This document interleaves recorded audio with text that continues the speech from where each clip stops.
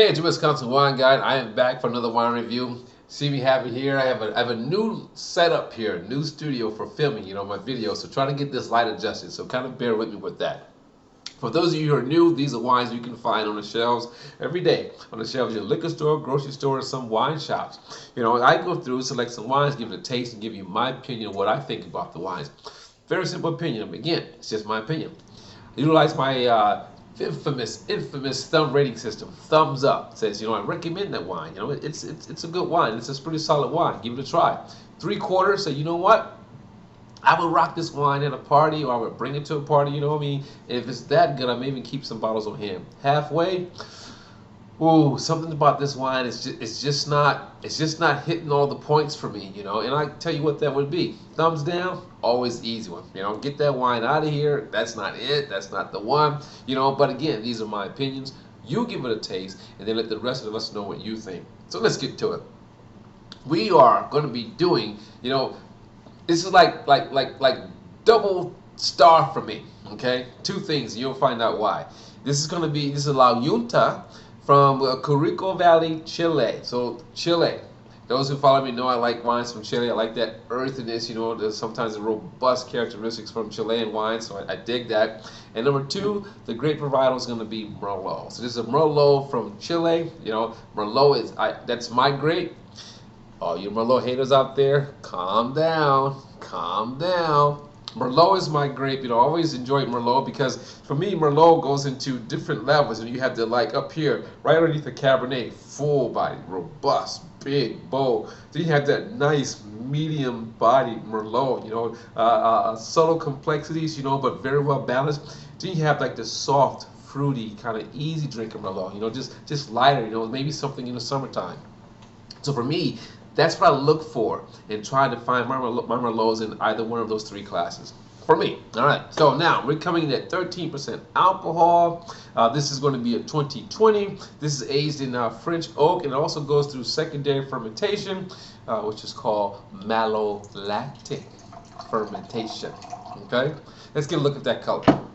Already for me, at the color I'm looking at, it probably looks different to you there in the video versus me here. It's a lighter colored Merlot, so it's not, dense, so it's a very light colored Merlot. So we're looking at, more like a reddish burgundy colorness Merlot when I'm looking at it from my white background here. So it's not going to be, deep colored, purple or dark burgundy, right? It's not going to be that.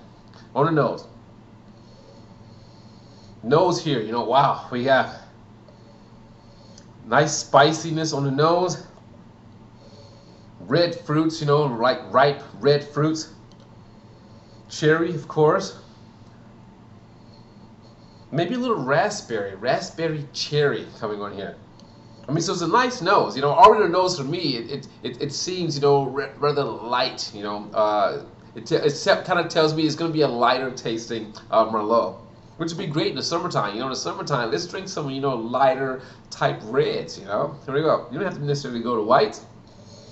Now for the taste, two-step process. First taste is going to be the rinse. Let's get that rinse inside of my entire mouth. And what am I tasting for? Acidity. You got it. Because it's a red wine, doesn't mean it has to be flat, okay? So I'm tasting for acidity. Second taste is when I give you my opinion. Here we go.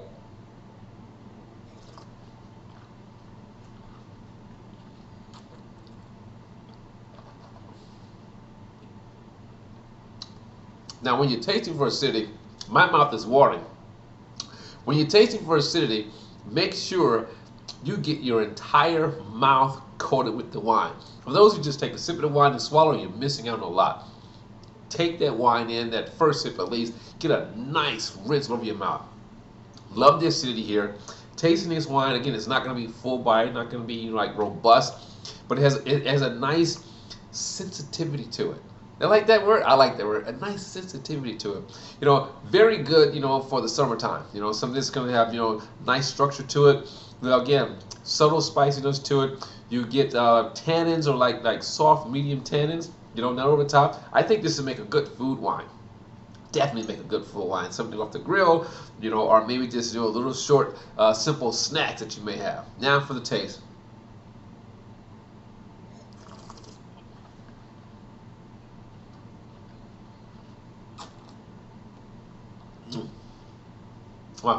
So let me pour a little bit more here. So that taste, because that wood is probably going to be, I think it's probably maybe new wood. So for the taste, you're going to get, a little bit of that cedar wood taste blended with the fruit. I mean, it's rather light, okay? Yeah, 13% alcohol, but the taste on my palate is rather light. But there are some, with food, I'm sure it's going to come out even more. Let's get one more taste.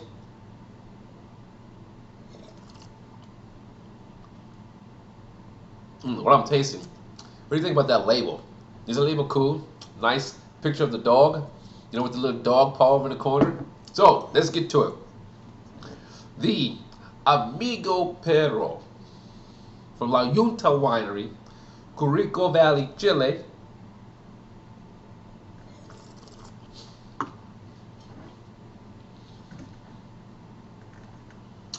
For a nice little summertime wine to be enjoyed with food.